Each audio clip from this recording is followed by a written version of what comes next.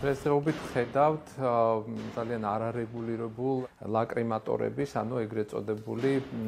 ცრემლდენის საშუალებების გამოყენება და ეს მეორდება ყოველდღიურად, ძალიან დიდი რაოდენობით ხდება ასევე გამოყენება, რაც არის ძალიან საშიში ადამიანის ჯანმრთელობისთვის, განსაკუთრებით მაშინ, როდესაც ეს საშუალებები გამოიყენება ადამიანთა დიდი მასის წინააღმდეგ და აგიხსნით რატომ. ეს საშუალებები არის მოწოდებული იმისთვის, რომ მოხდეს იმ მცირე ჯგუფების გაუნებელყოფა, რომლებიც მიტინგების დროს გამოირჩევიან განსაკუთრებული რეზისტენტობით, წინააღმდეგობით და მათი დაშლის სხვა საშუალებები ამოწურულია. დღეს რასაც ვხედავთ, ეს არის პირდაპირ მათი გამოყენება მშვიდობიანი მომიტინგეების საწინააღმდეგოდ და თანაც ადამიანთა დიდი რაოდენობის 100,000 და 200,000 არის ხოლმე მიტინგებზე. შესაბამისად, ამ თქვათ საშუალებების გამოყენება დასაშვებია მხოლოდ განსაზღვრული რაოდენობით და მცირე რაოდენობით და თანაც სწორი მოხმარების გზით უნდა იყოს მათი გამოყენება ძალოვანი სტრუქტურების მიერ. მათი პირდაპირ კოდირებული სახელებითაა, მაგალითად CNE, CSE, OC და ასე შემდეგ. ბევრნაირია სხვადასხვანაირი, რომლებიც წარმოადგენენ გამაღიზიანებელ საშუალებებს თავისი ბიოქიმიური მოქმედების თვალსაზრისით და ასევე ტკივილის მიმყენებელი საშუალებებია, ვინაიდან გამომუშავდება ეგრეთ წოდებული ბრადიკინინი, მაგალითად უმრავლეს შემთხვევაში, რომელიც იწვევს ძლიერ ტკივილს. შესაბამისად, ესენი გათვლილია იმისთვის, რომ მაგალითად 15-30 წუთის განმავლობაში იმოქმედოს და შემდეგ მათი ეფექტი უნდა გავიდეს, მაგრამ ეფექტი გავა მხოლოდ იმ შემთხვევაში, თუ ადამიანი მოცილდება იმ ადგილს. ეს არ არის გაზი, ის იწარმოება ფხვნილის სახით, რომელიც ან მაღალი წნევით არის მოთავსებული იგივე ჭურვებში, რომლებიც ასე ვთქვათ, შემდეგ უკვე მიიტანს ამ ფხვნილს და გაიფრქვევა, ან ხდება წყალში განზავება, ოღონდ მცირე რაოდენობა წყალში და მათი გამოყენება როგორც აეროზოლი. და არა ის, რასაც ვხედავთ ჩვენს პირობებში, როდესაც ხდება ამ ნივთიერებების, მათ შორის წიწაკის სპრეი ზუსტად ამ ჯგუფს მიეკუთვნება, ერთ-ერთი მათგანია და ჩვენ ვხედავთ, რომ მისი მოთავსება ხდება წყლის სავზებში და შემდეგ წნევით გამოყენება ადამიანების წინააღმდეგ, რაც დაუშვებელია ნებისმიერი ინსტრუქციითა თუ კანონმდებლობით, რასაც ჩვენ ვხედავთ ყოველდღიურად, ეს არის კანონის დარღვევა. ეს არის სრულიად ახალი იარაღი, როდესაც შენ იყენებ ორ საშუალებას მიტინგების დაშლის, ეს არის წყლის ჭავლი ცალკე და ცალკე ეს ლაკრიმატორები და მათ ურევ ერთად ეს უკვე შენ ქმნი თვითნაკეთ იარაღს, რომლის ეფექტის პროგნოზირება არ არის გათვლილი განსაკუთრებით მაშინ, როდესაც ასეთი რაოდენობა ადამიანის წინააღმდეგ იყენება. ზედოზირების შემთხვევაში, თქვათ ეს მოსალოდნელი მსუბუქი ზემოქმედება, ხო, მოკლე ვადიანი ზემოქმედება გადაიქცევა უკვე მძიმე ზემოქმედებად, რაც შეიძლება განაპირობებდეს. პირველი, ეს არის თვალის დაზიანება, თვალის იგივე რქოვანა გარსის დაზიანება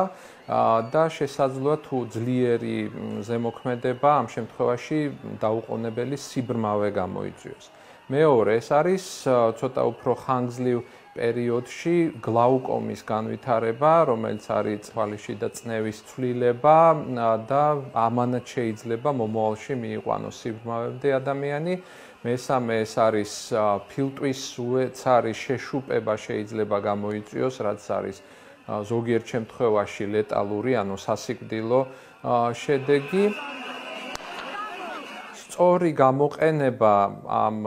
ნივთიერებებისა არის მათი მცირეოდენობით გამოყენება ეპიზოდურად და არა მათი გამოყენება მაგალითად წყალთან შერევით,